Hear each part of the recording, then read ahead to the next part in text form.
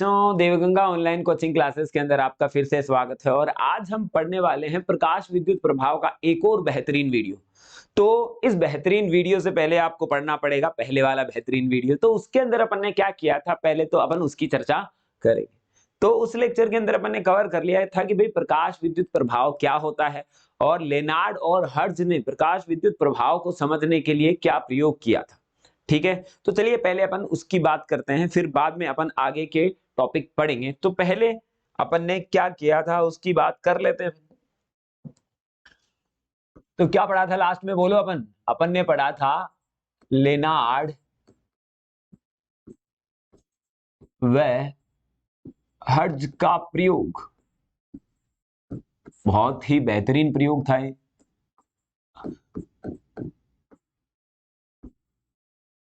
तो लेनार्ड और हर्ट्ज ने अपने प्रयोग से क्या सिद्ध किया था, प्रकाश विद्युत प्रभाव को सिद्ध किया था। और अपन ने बोला था, उन्होंने इस बात को बताया था कि इस प्रयोग के अंदर उन्होंने एक कांच की नलिका ली थी और उस नलिका के अंदर दो इलेक्ट्रोड्स लगा दिए थे और यहां पे क्या कनेक्ट किया था, बोलो। यहां पे किया था ऋणात्मक टर्मिनल और यहां पे कर दिया था धनात्मक टर्मिनल और यहां पे जोड़ दिया था बल्ब या फिर माइक्रो एमीटर, यही जोड़ा था ना, है ना। तो यहाँ पे अपन ने कनेक्ट किया और यहाँ पे है आपके पास में ऋणात्मक टर्मिनल और यहाँ है धनात्मक टर्मिनल। अब यहां से क्या हो रहा था कि यहाँ पे अपन जो प्रकाश डाल रहे थे वो था देहली आवृत्ति से अधिक आवृत्ति का प्रकाश डाल रहे थे। ठीक है, और इसकी ऊर्जा अपन ने मान ली h ने। अब जैसे ही यहां से डाला तो ये उत्सर्जक क्या करता है, इसको क्या बोला था अपन ने, उत्सर्जक, जो कि इलेक्ट्रॉनों को उत्सर्जित करता है। तो यहां से इलेक्ट्रॉन निकल के भागने लग गए थे इस साइड की तरफ। ठीक है, और यहां पे क्या है, संग्राहक। ये रहा आपके पास में संग्राहक। तो अब ये जो इलेक्ट्रॉन निकल रहे थे उत्सर्जक से, तो ये बढ़ रहे थे संग्राहक की तरफ और संग्राहक की तरफ बढ़ा तो अपन ने देखा कि इसके अंदर धारा प्रवाहित हुई और ये जो प्रभाव कहलाया था इसको अपन ने बोला था प्रकाश विद्युत प्रभाव। और ये जो धारा उत्पन्न हुई थी इसको अपन ने बोला था प्रकाश विद्युत धारा। कौन सी धारा उत्पन्न हुई थी, प्रकाश विद्युत धारा नाम दिया था अपन ने इसको। अब हम देखते हैं एक्चुअल के अंदर इसके ऊपर प्रकाश विद्युत धारा पर जो जो प्रयोग हुए थे, इसको बढ़ाने के लिए, इसको घटाने के लिए क्या क्या प्रयोग किए गए थे उनकी अपन बात करते हैं। तो सबसे पहले अपन बात करते हैं, पहला पॉइंट है आपके पास में प्रकाश विद्युत धारा पर तीव्रता का प्रभाव, तीव्रता का प्रभाव। अब देखो, जैसे ही अपन क्या करते हैं, तीव्रता, तीव्रता का मतलब अपन ने बता दिया था। तीव्रता का मतलब क्या होता है, ब्राइटनेस। ब्राइटनेस अपन बढ़ा रहे थे, लेकिन वो किस प्रकार से बढ़ा रहे थे, आवृत्ति को नियत रखा, आवृत्ति को नियत रखकर जो तीव्रता क्या कर रहे थे, अपन बढ़ा रहे थे। तो जब आवृत्ति को नियत रखकर प्रकाश विद्युत धारा का मान बढ़ाया गया यहां पर, ठीक है, यहां पे अपन ने एक नियत आवृत्ति का प्रकाश डाला, हो सकता है कि अपन ने जो है येलो प्रकाश डाला, ठीक है, यहां से पीले रंग का प्रकाश डाला और उसी की तीव्रता अपन बढ़ा रहे थे, उसकी ही ब्राइटनेस अपन क्या कर रहे थे, कभी तो कम कर रहे थे और कभी क्या कर रहे थे, ज्यादा कर रहे थे। तो अपन बढ़ा रहे हैं, तो बढ़ाने से क्या हुआ, वहां से एक चीज उनको नजर आई कि वहां से उसने देखा कि जैसे ही मैं प्रकाश की तीव्रता डबल करता हूं तो यहां पर जो उत्सर्जित होने वाले इलेक्ट्रॉन हैं वो भी क्या हो गए थे, डबल। देखो, पहले तो क्या किया कि जो मान लिया कि एक पॉइंट की उन्होंने क्या किया कि प्रकाश की तीव्रता रखी, तो मान लिया दो इलेक्ट्रॉन उत्सर्जित हो रहे थे एक पॉइंट पर, ठीक है। जैसे तीव्रता डबल की, दो पॉइंट किए, तो उत्सर्जित इलेक्ट्रॉनों की संख्या भी 2 गुना हो गई। और जैसे ही अपन ने प्रकाश विद्युत धारा को 3 गुना किया, तो धारा भी, जो प्रकाश विद्युत की जो तीव्रता है उसको 3 गुना किया, तो प्रकाश विद्युत जो उत्सर्जित होने वाले फोटो इलेक्ट्रॉन्स है वो भी कितने हो गए, 3 गुना। तो इसका सीधा सीधा मतलब निकल के आया कि इसका मतलब क्या हुआ कि तीव्रता बढ़ाने पर, जो तीव्रता बढ़ाने पर उत्सर्जित होने वाले इलेक्ट्रॉनों की संख्या बढ़ रही है। ये बात पॉइंट टू बी नोटेड है। तीव्रता बढ़ाने पर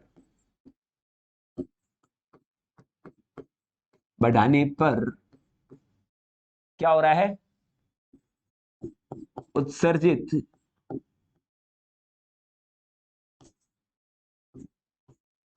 इलेक्ट्रॉनों की संख्या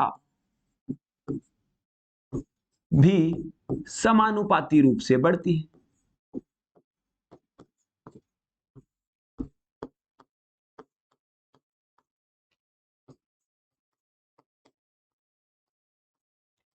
उत्सर्जित होने वाले इलेक्ट्रॉनों की संख्या भी क्या हो रही है, तो समानुपाती रूप से बढ़ रही है।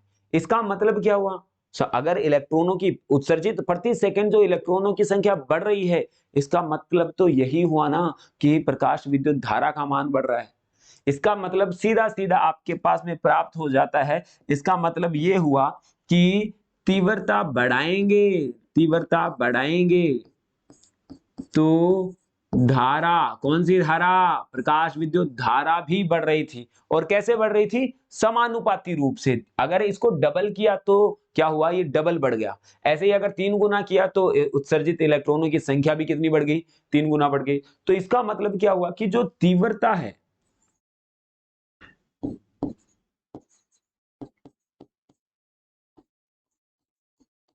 तीव्रता बढ़ाने पर प्रकाश विद्युत धारा समानुपाती रूप से बढ़ती है। तो ये हुआ आपके पास में प्रकाश विद्युत धारा पर तीव्रता का प्रभाव। बोलो क्लियर है क्या, क्रिस्टल क्लियर। चलिए, तो क्या बोला अपन ने कि जैसे जैसे अपन क्या कर रहे हैं, आवृत्ति को नियत रखकर, यानी कि एक विशेष रंग का प्रकाश डालकर हम क्या कर रहे हैं कि तीव्रता का मान बढ़ा रहे हैं, जो है ब्राइटनेस का मान बढ़ा रहे हैं। तो वहां से अपन ने प्राप्त किया कि भाई जो धारा का मान है, या फिर उत्सर्जित होने वाले इलेक्ट्रॉनों की, प्रति सेकंड उत्सर्जित होने वाले इलेक्ट्रॉनों की संख्या भी क्या हो रही थी, बढ़ रही थी। तो यहाँ पे एकदम क्लियर नजर आ गया कि भाई जो तीव्रता बढ़ाएंगे तो क्या हो रहा है, आपके पास में धारा का मान समानुपाती रूप से बढ़ रहा है। बोलो क्लियर, ठीक है। अब देखते हैं अपन दूसरा प्रभाव। तो दूसरा प्रभाव अपन देखते हैं कि दूसरा प्रभाव देखते हैं, प्रकाश विद्युत धारा पर विद्युत विभव का प्रभाव।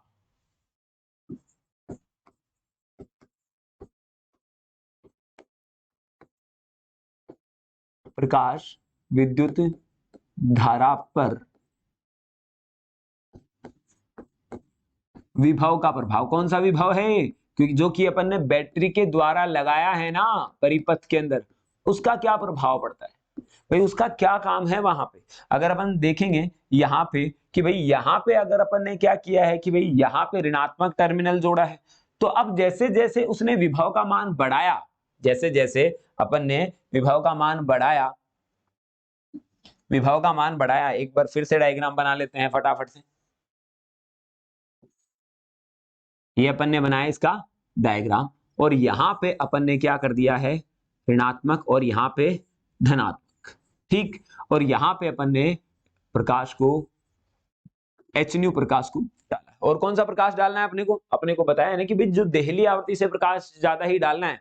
अगर उससे कम आवृत्ति का प्रकाश डाला है तो अपने पास में उत्सर्जन तो होगा ही नहीं, प्रकाश विद्युत धारा उत्पन्न होगी ही नहीं। तो जब भी अपन प्रकाश की बात कर रहे हैं तो जो आवृत्ति है उसकी उसकी क्या है, देहली आवृत्ति से अधिक है। तो यहाँ पे जो उत्सर्जित इलेक्ट्रॉन है, ये जो इलेक्ट्रॉन निकल रहे हैं, है ना, वो ये ऋणात्मक, ये धनात्मक। तो जैसे जैसे विभव का मान बढ़ाते हैं, जैसे कि मान लेता हूं कि मैं 10 वोल्ट विभव लेता हूं पहले, और यहां पे धारा हो रही है 2 माइक्रो एम्पियर। कितनी हो रही है, 2 माइक्रो एम्पियर। अब जैसे ही देखा उसने जो विभव का मान कर दिया 20 वोल्ट, डबल किया, तो यहाँ पे जो धारा हो रही थी 3 माइक्रो एम्पियर। जैसे ही उसने किया 30 वोल्ट, तो यहाँ पे जो धारा हो गई थी वो हो गई थी आपके पास में 4 माइक्रो एम्पियर। तो कहने का मतलब ये हुआ कि भाई वोल्टता अपन बढ़ा रहे हैं ना, तो धारा बढ़ रही है, लेकिन समानुपाती रूप से तो नहीं बढ़ रही।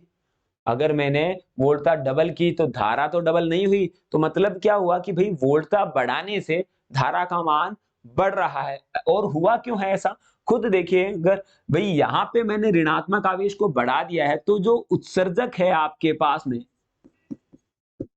उत्सर्जक है, वो क्या करेगा, यहां से इलेक्ट्रॉनों को आसानी से उत्सर्जित करेगा। क्यों? क्योंकि यहां पे ऋणात्मक आवेश बढ़ चुका है, और ऋणात्मक ऋणात्मक को क्या करेगा, प्रतिकर्षित करेगा। तो आसानी से यहां पे ऋणात्मक विभव बढ़ गया, और जब ऋणात्मक विभव बढ़ गया तो क्या होगा, इलेक्ट्रॉनों को उत्सर्जित होने में क्या होगी, आसानी होगी। वो जल्दी से उत्सर्जित होके भागेंगे किधर, संग्राहक की तरफ। किधर भागेंगे, संग्राहक की तरफ, संग्राहक की तरफ भाग रहे हैं। तो कहने का मतलब इससे ये नजर आया कि जब वोल्टता बढ़ा रहे हैं तो धारा का मान बढ़ रहा है, लेकिन समानुपाती रूप से नहीं बढ़ रहा है, समानुपाती रूप से बिल्कुल भी नहीं बढ़ रहा है। यहां पे मैं माइक्रो एमीटर जोड़ना भूल गया, वो अभी मैं लगा देता हूं। तो यहां पे अपने पास में जो वोल्टता का मान बढ़ाया तो धारा का मान बढ़ा। ठीक है, तो इसका ग्राफ जो बनाया ऐसा बनाया, ऐसे मान लेते हैं। मैं थोड़ा सा इसको ऐसे बना लेता हूं। तो वोल्टता का मान बढ़ा है, इधर मैं V लेता हूं, यहां पे लेता हूं I। तो धारा का मान भी बढ़ा, इस टाइप से बढ़ा है, इस टाइप से, इस टाइप से ये बढ़ गया। ठीक है, यहां पे आ गई धारा। तो वोल्टता का मान और बढ़ा है तो धारा का मान और बढ़ गया, और यहां पे आ गया मान लिया कि 4 माइक्रो एम्पियर। अब मैं वोल्टता का मान और बढ़ा रहा हूं, 40 वोल्ट कर दिया, लेकिन फिर भी धारा का मान कितना है, 4 माइक्रो एम्पियर।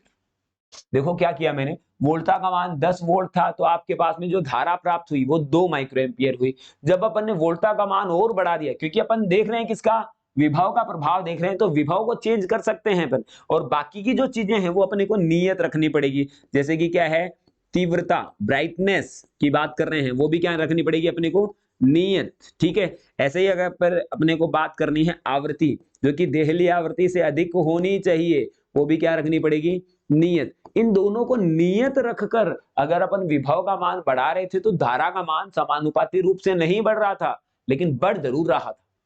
क्या बोला मैंने कि भाई वोल्टता का मान बढ़ाने पर क्या हुआ, धारा का मान बढ़ा। बोलो समझ में आई क्या? तो यहाँ पे धारा का मान बढ़ा, लेकिन समानुपाती रूप से नहीं बढ़ा। ठीक है, और वोल्टता का मान बढ़ाते गए और धारा का मान बढ़ता गया, और वोल्टता का मान बढ़ाते गए और धारा का मान बढ़ गया। तो लेकिन एक कंडीशन पे जाके देखा कि मैं वोल्टता का मान बढ़ा रहा हूं, लेकिन धारा का मान नहीं बढ़ रहा है। देखो क्या हुआ कि भाई मैं शुरू में तो क्या कर रहा हूं कि वोल्टता का मान बढ़ा रहा हूं, तो धारा का मान बढ़ रहा है, और आगे मैंने और ज्यादा वोल्टता बढ़ाई तो धारा का मान और बढ़ा, और ज्यादा वोल्टता बढ़ाई तो और ज्यादा धारा का मान बढ़ा। इससे आगे अगर मैं वोल्टता का मान बढ़ा रहा हूं तो धारा का मान नहीं बढ़ रहा है, यानी कि अधिकतम धारा प्राप्त हो गई आपके पास में। ये कौन सी धारा प्राप्त होगी, अधिकतम। ये जो धारा है ना, ये धारा, ये अधिकतम है, अधिकतम। इसको अपन बोलते हैं संतृप्त, संतृप्त प्रकाश विद्युत धारा, संतृप्त प्रकाश विद्युत धारा। ये संतृप्त प्रकाश विद्युत धारा नहीं बढ़ी। अब उन्होंने क्या कहा कि भाई अब आगे तो बढ़ नहीं रही है, अगर मैं बैटरी का साइन चेंज कर दूं, यानी कि ध्रुवता बदल दूं, तो इस प्रकाश विद्युत धारा पर क्या प्रभाव पड़ेगा। उन्होंने ये देखा कि भाई अगर अपन क्या करें कि भाई यहां से अगर अपन क्या करें कि धारा का मान अपन क्या कर रहे हैं कि विभव का मान मैं ऋणात्मक कर दूं। कहने का मतलब इस जगह पे तो मैं क्या कर दूं, धनात्मक, और इस जगह पे क्या कर दूं मैं, ऋणात्मक। इस जगह पे ऋणात्मक कर दूं, तो यहां पे धनात्मक कर दिया और यहां पे ऋणात्मक कर दिया। तो इससे हुआ क्या है कि भाई यहां पे धनात्मक आने के कारण जो उत्सर्जक पर है वो भी क्या आएगा, धनात्मक। ठीक है बात। तो यहाँ पे उत्सर्जक पे क्या आ गया आपके पास में, धनात्मक आ गया है। अब उत्सर्जक पे धनात्मक आया, यहाँ पे ऋणात्मक की जगह क्या आया, धनात्मक। अब क्या करेगा, और यहाँ पे क्या आ गया आपके पास में, ऋणात्मक, इस जगह पे। अगर यहाँ पे प्रकाश आपतित हुआ है जिसकी आवृत्ति देहली आवृत्ति से अधिक है, ध्यान से सुनना बात को, कि भाई यहाँ पे अगर इसके ऊपर प्रकाश आपतित हुआ है जिसकी आवृत्ति क्या है, देहली आवृत्ति से अधिक है, तो यहां से इलेक्ट्रॉन तो जा तो रहे हैं, उत्सर्जित हो तो रहे हैं, लेकिन ये ऋणात्मक इसको आवेश इसको आने देगा क्या, नहीं आने देगा। ये क्या करेगा, इसको प्रतिकर्षित करने की कोशिश करेगा। क्या करेगा, प्रतिकर्षित करने की कोशिश करेगा। तो कहने का मतलब अगर पहले जो इलेक्ट्रॉन 50 इलेक्ट्रॉन प्रति सेकंड पहुंच रहे थे, 10 इलेक्ट्रॉन प्रति सेकंड पहुंच रहे थे, लेकिन वो अब धीरे धीरे क्या होने लग जाएंगे, कम होने लग जाएंगे। जो यानी कि कहने का मतलब यहाँ पे शुरू में अगर 20 इलेक्ट्रॉन संग्राहक तक पहुंच रहे थे, तो यहाँ पे क्या होगा आपके पास में, अब जो इलेक्ट्रॉन पहुंचेंगे 15 इलेक्ट्रॉन कम होंगे, क्योंकि प्रतिकर्षित करने लग जाएगा। अगर मैं वोल्टता का मान, और कहने का मतलब अगर यहाँ पे इलेक्ट्रॉन कम पहुंचने लग गए, इसका मतलब क्या हुआ, धारा का मान घटने लग गया। धारा का मान क्या हो गया, घटने लग गया। ऐसे ऐसे ही मैं क्या करता हूं, और वोल्टता ऋणात्मक दिशा में बढ़ाता हूं। यहाँ पे 10 वोल्ट की जगह मैंने फिर से किया, 10 की जगह 20 किया, 20 किया, तो यहाँ पे जो इलेक्ट्रॉन जा रहे थे पहले 20, उसके बाद में 15, इस पर कितने पहुंचेंगे, 10 ही पहुंचेंगे। तो इसका मतलब फिर से क्या हुआ, धारा का मान घट गया। एक बार बात फिर से देखें, मैं क्या बोल रहा हूं कि अगर मैं यहाँ पे धनात्मक आवेश लगा देता हूं और यहाँ पे ऋणात्मक आवेश लगा देता हूं, तो यहाँ पे एक तो अपन ने देहली आवृत्ति से अधिक आवृत्ति का प्रकाश डाला है, तो इलेक्ट्रॉनों को उत्सर्जित होने में वैसे ही कमी हो जाएगी, नहीं होंगे इतनी आसानी से उत्सर्जित। और अगर उत्सर्जित होते भी हैं तो संग्राहक उनको अपनी तरफ ज्यादा आने नहीं देगा। आएंगे तो वो क्या करेंगे, प्रतिकर्षित करेंगे। क्या करेंगे, प्रतिकर्षित करेगा इनको। तो माना कि जो प्रथम कंडीशन के अंदर जब मैंने वोल्टता 10 वोल्ट रखी है, कितनी रखी है, 10 वोल्ट रखी है, उस टाइम पर जो इलेक्ट्रॉन 20 इलेक्ट्रॉन पहुंच रहे हैं, अगर वही वोल्टता मैं 20 कर देता हूं, 20 करता हूं, तो यहाँ पे इलेक्ट्रॉन कितने हो जाएंगे, 15 पहुंचेंगे। यहाँ पे कितने पहुंचेंगे, 15 पहुंचेंगे। क्यों, क्योंकि इसको क्या करेगा, प्रतिकर्षित करेगा। और इसका मतलब इलेक्ट्रॉन कम पहुंच रहे हैं, तो इसका मतलब क्या हुआ, धारा का मान कम हो रहा है। धारा का मान क्या हो रहा है, कम हो रहा है। धारा का मान कम हो रहा है। ऐसे ही अगर मैं 30 वोल्ट करता हूं, तो यहां पे धारा का मान और कम हो रहा है। ये हो गया 10 इलेक्ट्रॉन या फिर 8 इलेक्ट्रॉन। ऐसे धारा का मान कम होते जा रहा है, होते जा रहा है। और ऐसे हुआ, ऐसे ऐसे धारा का मान कम हुआ। लेकिन जब विभव अपन ने यहां पे, और मैं विपरीत दिशा में और जोड़े जा रहा हूं, तो अपन ने देखा कि भाई जब मैं ऋणात्मक दिशा में इसको विभव देता हूं कुछ, ऐसे ही अगर मैं ऋणात्मक दिशा में विभव बढ़ाता जाता हूं, बढ़ाता जाता हूं, बढ़ाता जाता हूं, तब एक निश्चित ऋणात्मक विभव पर क्या होता है, धारा का मान घटकर शून्य हो जाता है। मैंने क्या बोला कि अगर मैं बैटरी का साइन अपोजिट कर दूं, विपरीत दिशा में कर दूं, तो उससे क्या होगा, धारा का मान घटने लग जाएगा। अगर मैं विपरीत दिशा में ये वोल्टता का मान और बढ़ाने लग जाऊं, तो इसका मतलब धारा का मान कम होता जाएगा, होता जाएगा। और एक कंडीशन ऐसी आएगी कि उस निश्चित ऋणात्मक पर इसका प्रतिकर्षण बल इतना हो जाएगा कि ये इसको रोकेगा, ये इलेक्ट्रॉनों को रोकेगा। ये जो इलेक्ट्रॉन आ रहा था, तो ये इलेक्ट्रॉनों को इधर प्रतिकर्षित कर रहा था, तो लेकिन यहाँ पे ऋणात्मक बढ़ता जाएगा, यानी कि इलेक्ट्रॉनों और इस संग्राहक के मध्य जो है प्रतिकर्षण बल का मान बढ़ता जाएगा, बढ़ता जाएगा। तथा एक कंडीशन ऐसी आएगी कि ये यहाँ पे इसको आने ही नहीं देगा, आने ही नहीं देगा। इसकी पूरी की पूरी गतिज ऊर्जा को क्या कर देगा, शून्य कर देगा। पहले तो ये आ रहा था, मान लिया कि 1/2 mv² ऊर्जा से आ रहा था, लेकिन उसके बाद में इसकी पूरी की पूरी गतिज ऊर्जा को क्या कर देगा, रोक देगा। जब इलेक्ट्रॉन यहां तक पहुंचा ही नहीं है, इलेक्ट्रॉन जब संग्राहक तक पहुंचा ही नहीं, तो धारा घटकर क्या हो गई, शून्य। तो पहले तो क्या हुआ कि वोल्टता का मान विपरीत दिशा में करने पर, धीरे धीरे वोल्टता घटाने पर, बढ़ाने पर, विपरीत दिशा में बढ़ाने पर धारा का मान कम होता गया, होता गया, होता गया, तथा एक निश्चित ऋणात्मक पर, निश्चित ऋणात्मक विभव पर धारा का मान, प्रकाश विद्युत धारा का मान घटकर क्या हो गया, शून्य हो गया।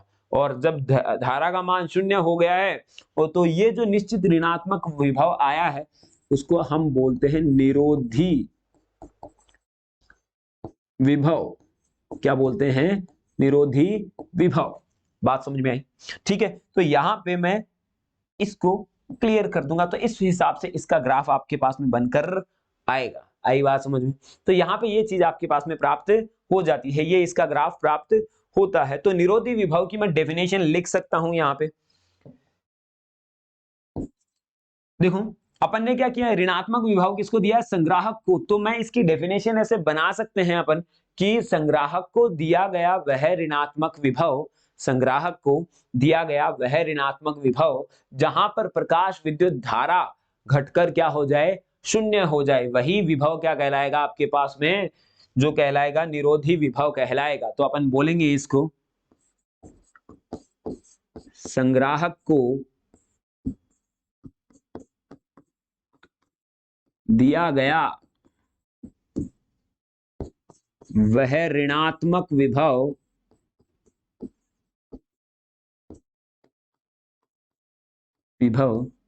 जहां प्रकाश विद्युत धारा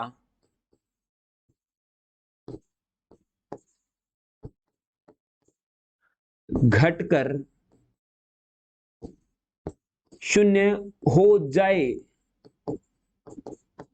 जहां पे प्रकाश विद्युत धारा घटकर शून्य हो जाए वह क्या कहलाता है? निरोधी विभव। क्या कहलाता है भैया? निरोधी विभव कहलाता है।